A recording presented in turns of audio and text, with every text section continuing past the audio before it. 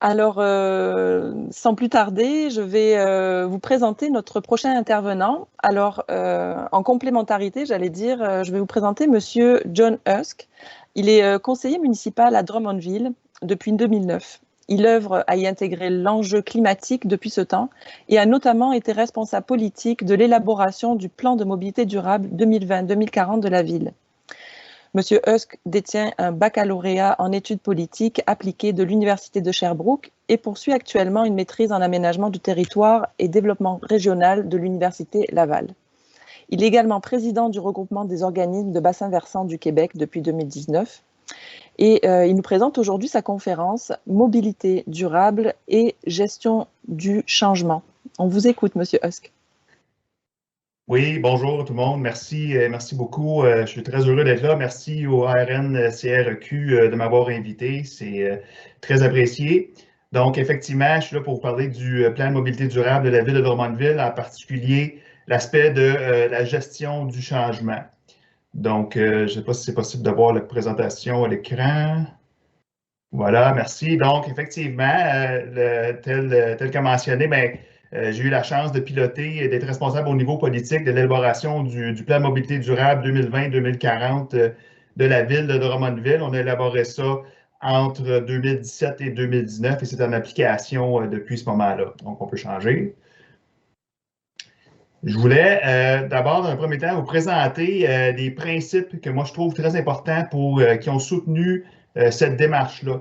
Et c'est un peu le fil conducteur de tout le long de ma présentation, c'est qu'il y a certaines approches. J'ai revenu entre autres de M. Laviolette mentionné précédemment, d'importance d'engager des parties prenantes et aussi de revoir le fonctionnement des municipalités et des organisations. Moi, je suis vraiment dans cet angle-là de comment amener une organisation municipale et une collectivité à prendre ce virage-là. Donc, la première chose qui est transversale, c'est il faut, selon moi, on a beaucoup de connaissances sur le sujet, on sait qu'est-ce qu'il faut faire, ça devient maintenant une question de processus. Puis je sais que ça sonne un peu peut-être technocratique, mais le fait est que dans une organisation municipale, quand on élabore des plans d'action, des politiques publiques, il faut vraiment y aller étape par étape et faire les choses de la meilleure façon possible.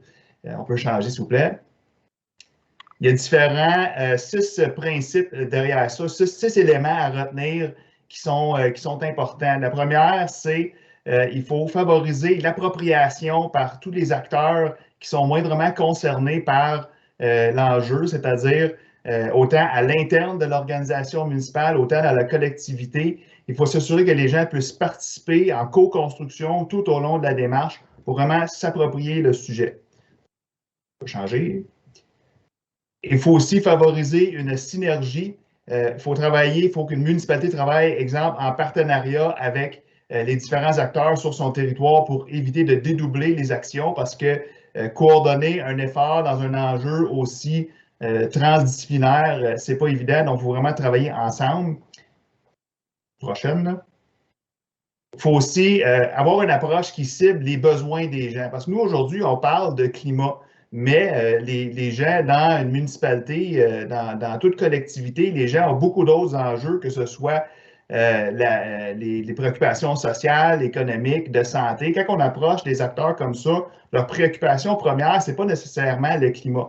Donc, on doit les approcher de façon à présenter comment est-ce que la mobilité durable répond à leurs besoins pour qu'on puisse travailler de concert avec ces gens-là. Changement, s'il vous plaît. C'est aussi faire preuve de leadership inclusif. Il faut mettre de l'avant le sujet de la mobilité durable. Il faut s'assurer de faire participer les gens avec nous. Faire preuve d'empathie aussi selon les besoins des autres gens. Changer.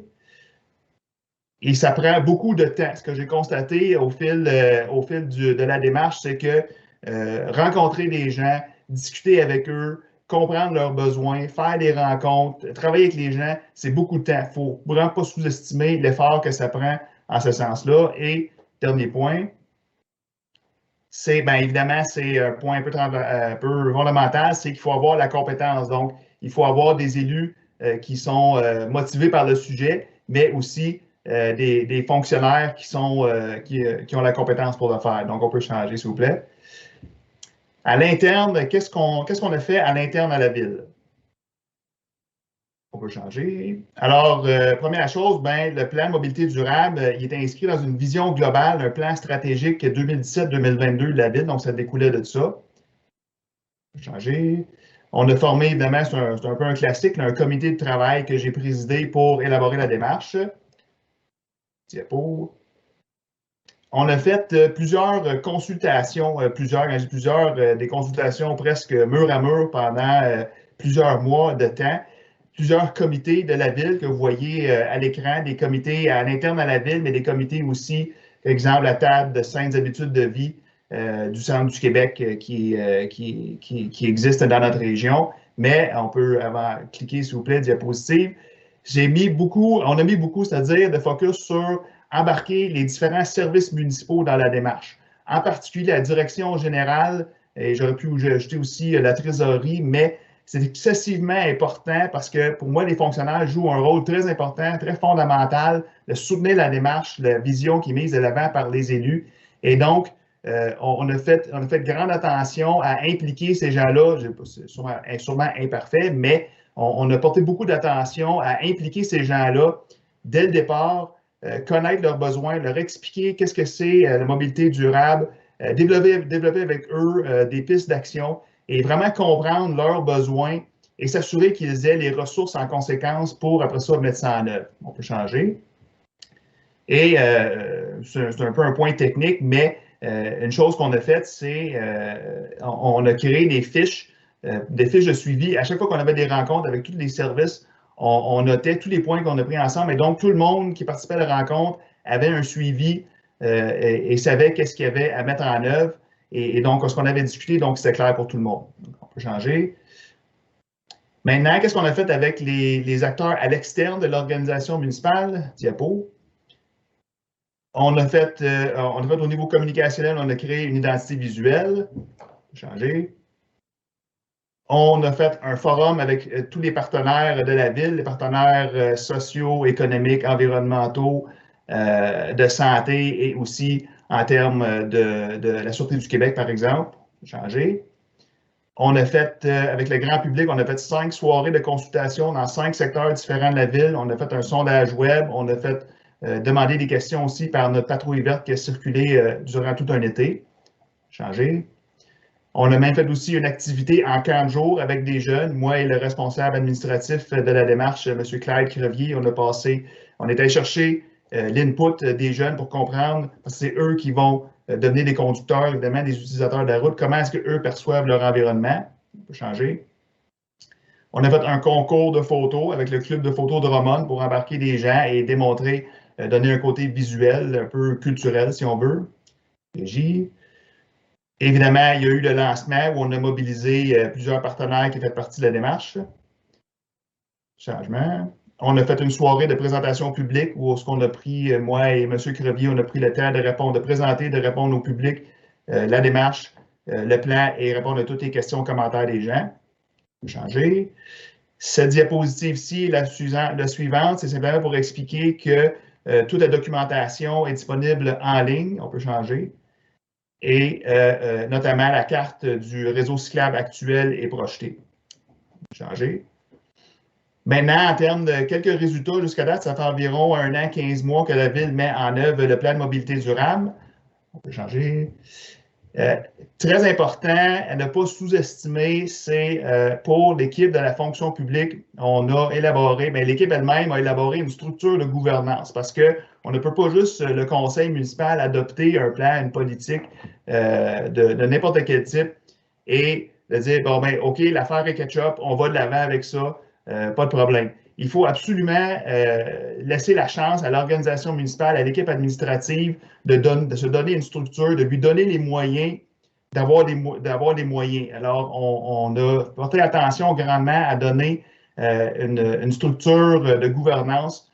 Il y a eu création, entre autres, de postes pour soutenir, on a nommé aussi des responsables pour assurer la mise en œuvre de ça. On peut poursuivre. Et ici, c'est pour donner une idée des investissements parce qu'on a établi un cadre financier. On est arrivé au bout de la démarche. On a établi un plan d'action. Le premier plan d'action, le plan de mobilité est sur 20 ans, mais le premier plan d'action est sur 5 ans. On a fixé une cible d'investissement pour arriver à atteindre les objectifs. Donc, dans la première année, avant, la Ville était investissement juste en termes d'infrastructure sous 2 millions par année jusqu'à 2020. En 2020, 2,3 et on peut cliquer. Cette année, l'année prochaine, la Ville va être rendue à 4,5 millions, qui est la cible annuelle du cadre financier, juste en termes d'infrastructure. Donc, on peut changer. Alors, on a essentiellement doublé le montant que la Ville a investi en mobilité durable jusqu'à date. Quelques projets aussi. On a fait le premier parc de vélos éducatifs au Québec, chez nous, pour aider les jeunes à apprendre à naviguer sur la voie publique. On a révisé le règlement de stationnement, exemple, pour demander un minimum d'espace de stationnement de vélo. On a travaillé avec Vélo Québec, partenaire local qui est Réseau Plein Air Drummond, et d'autres partenaires pour le programme À pied à vélo Ville Active. On a dessiné des plans pour favoriser le transport actif autour des écoles primaires. On peut changer. On est passé du bronze à l'argent cette année pour notre certification vélo sympathique. Changer. On a, en termes de transport en commun, on a échangé, M. Laviolette parlait de publicité automobile, on a changé l'image, on est en train de le faire, l'image des autobus. En 2020, on a commencé un projet pilote dessert des parcs industriels. Cette année, on va avoir le Wi-Fi dans les autobus. C'est fait, le paiement électronique carte à puce. Pour 2023, on a plusieurs mandats préparatoires en cours, notamment pour savoir comment densifier autour du transport en commun. On peut changer. Ici, on a fait beaucoup de communication. On a fait la une du journal local au mois de juin. On a développé un guide de conception de rue complète, un élément très important. Ensuite, juste pour marquer, à l'automne, l'Association québécoise des transports nous a remis à la Ville le prix distinction pour notre plan de mobilité durable. Donc, voilà. Alors, je pense que ça arrive si on peut changer. Merci.